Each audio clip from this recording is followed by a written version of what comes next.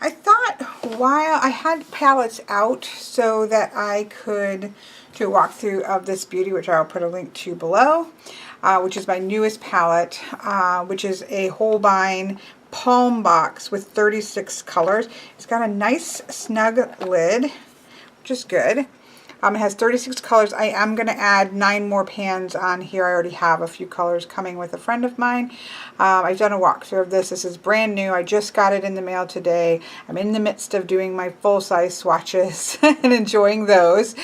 So that is my full-size palette. I thought since I had my palettes out that I would go ahead and just kind of do a quick walkthrough of my palettes. This right here is actually my main palette that I use. I love these Magello. I think these are Magello. I think these are Magello clamp boxes. And as you can see, I have 3 of them, and I really do love them. I like the big pans. It's kind of weird to be working with little half pans at the moment, but I do. This is my main palette, as you can tell. It's well used. It's a mess. I generally stick 2 ceramic mixings in here because I prefer to mix on ceramic. I believe everything in here is Daniel Smith. Oh, it's very dusty. I need to give it a spritz and a cleanup for the new year. But I'm pretty sure everything in here is Daniel Smith, except for this is white gouache. And I think these 2, Payne's Gray and Davies Gray, are Winsor & Newton Professional. But I'm pretty sure everything else in here is Daniel Smith. And so that is certainly the primary.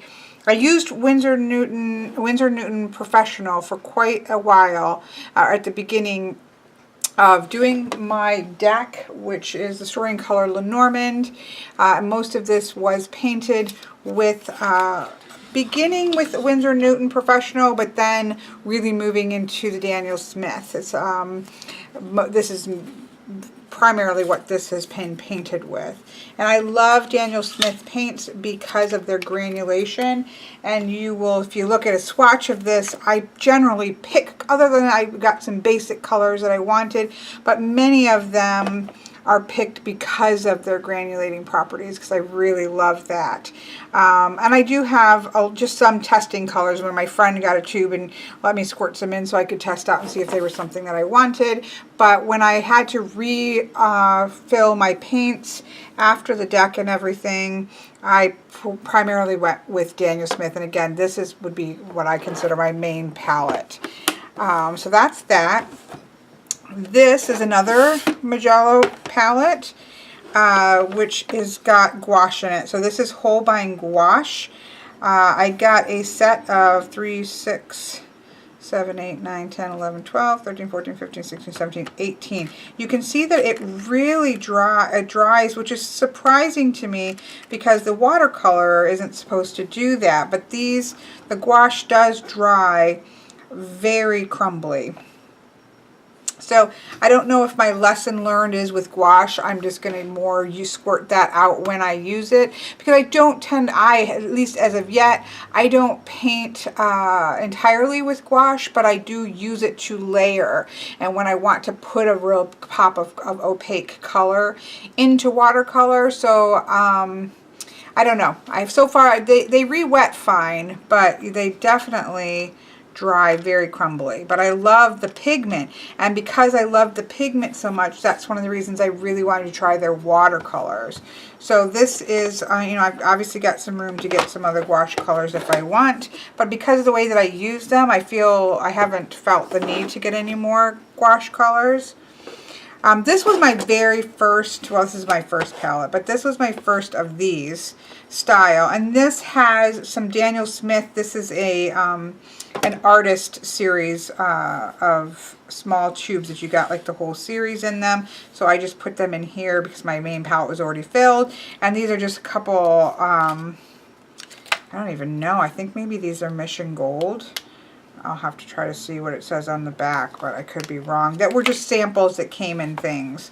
So I have that. This was a palette that I purchased. My very first watercolor paints were Cotman, Winsor Newton Cotman. I quickly realized that they did not mix. So if you were doing tutorials of people using artist grade paint, they simply did not mix the same. I know some people love the Winsor Newton Cotman, and I think that it's better than obviously really cheap paints.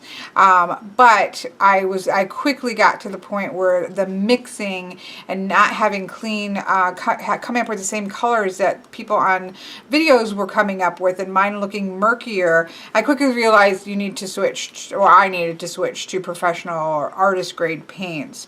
And so this is Winsor Newton Cotman travel thing box. I purchased this on sale really cheap, or it was just a big coupon, I don't know, but I got this quite cheap and took out the, emptied out the pans from the Cotman and put in a basic palette of Winsor Newton Professional. So these paints are Winsor Newton Professional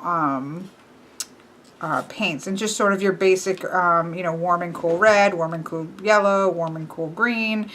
My blues I like to use, and your basic landscape colors.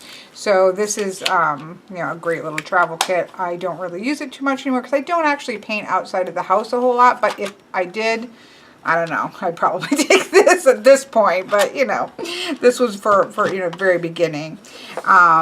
Before I went to those, I actually was using the or no, I can't remember how it went. I think it went from student grade to the Kuretake Gonzai, and then to the Winsor Newton Professionals. I can't remember exactly, but I do love these. These are really beautiful. There's a difference to these, and they're gorgeous, and I think they're really wonderful.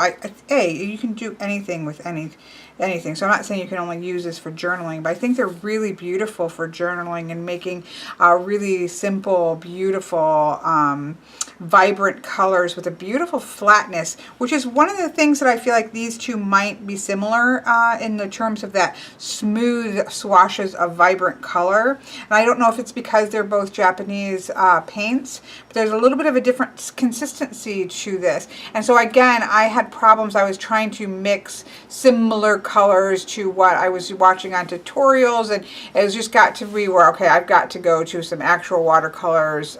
These aren't actual, but to some professional grade watercolors in the common names, so that I can learn color theory and mixing and see what I'm doing, because I didn't think these mix quite as well. They do, because I made some wonderful things. I was very happy with these, and these aren't something that I would get rid of because I can see uses for these.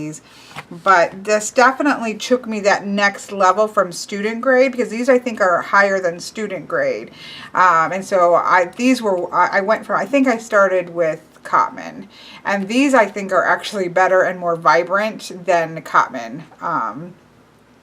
But I still was trying to mix things and not having the exact names. These aren't named, we don't have Nugambarge or Lemon Yellow, even though I could kind of suss out what they aren't always going to mix the same. So when I was trying to work a little bit more with color mixing and things, I wasn't having a one-to-one comparison. And so then that's when I think I went over to the Winsor Newton Professionals, which I still think are really beautiful paints, but I just love the granulation of the Daniel Smith, and I don't think they quite have the vibrancy. You have to layer quite a lot, I feel, to build up color like I tend to go. If you look at my deck, which I have other things I've created, but this is just the easiest. If you look at the images on my deck, they are quite vibrant color, moving, so the point of this was, what does this particular card mean when it's expressed through color and the movement of that color. And so I would sometimes come to frustration, I don't want to actually do 10 or 11 layers, because then I start to lose the organic movement that I really loved. And so I find that easier to attain with the Daniel Smith and then the beautiful granulation. But then I also think getting that vibrant color without as many layers, so that initial organic movement staying without getting lost in layers. I think that this is where I think this is going to actually really shine. But, you know, I've just gotten this, so we'll have to wait and see. So those are the palettes that I have. Again, primary palette, these two primary palettes that I'll be working with. I'm going to obviously be working a lot with this, but these are would be my two main palettes. This one is for some extra paints. This is for gouache. These are just kind of set away. Again, I wouldn't get rid of these because I do really love them, and I just love the box and everything. So there's something that I will hold on to, but I certainly don't use them. The gouache, I don't do full paintings with gouache, but it's wonderful when you just want to go back in and get that little bit of opaque color over the top of watercolor without having to do, again, multiple layers. And so it's really wonderful. I'm really happy to have this set of gouache, even though it's not a primary medium that I use. So there's just kind of a peek at my palettes, and it kind of shows a little bit of a progression of where I started and then where I went to, although I don't have any Cotmans anymore. I gave those, I think, to my niece or something, so I don't even have them. But that's where I started, was the student grade Cotman. I think then went to the Kuretake Gansai, then I went to the Winsor Newton Professional, and then I switched pretty much primarily to Daniel Smith with a couple hangovers, and then my newest trial. So that's where we are.